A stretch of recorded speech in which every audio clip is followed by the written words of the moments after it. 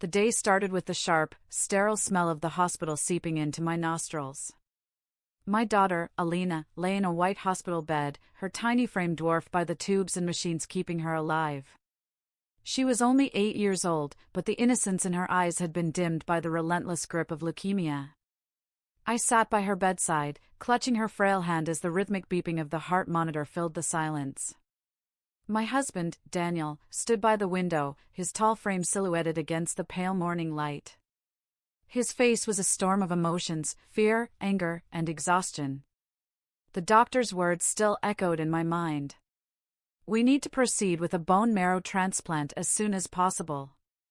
Without it, Alina may not survive the next 3 months. My heart had sunk to the pit of my stomach. The cost of the procedure was staggering, $80,000 up front, not including the post-surgery care. Daniel and I had nowhere near that amount. We had been scraping by, juggling bills and loans since Alina's diagnosis. But there was hope. Daniel's parents, wealthy, influential, and obsessed with appearances, had more than enough to cover the expenses. They owned several businesses, lived in a mansion, and never blinked at spending extravagantly on parties and luxury vacations. They'll help, I had whispered to Daniel that night as Alina slept.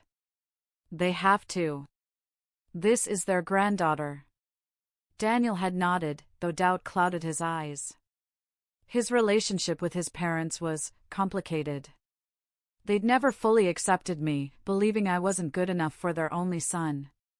Still, this was life and death. Surely, they wouldn't turn away now.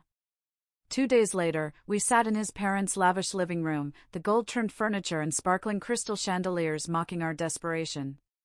His mother, Florence, perched on a velvet chair, perfectly poised in her designer dress. Beside her, his father, Bernard, sipped wine casually, as though we were merely discussing the weather. I held Alina's latest medical report in my trembling hands, my voice cracking as I explained her condition. The doctors say the transplant is her only chance. We just need help with the cost. Please, she's your granddaughter. She needs you. There was a pause. Florence exchanged a look with Bernard, then set her wineglass down delicately.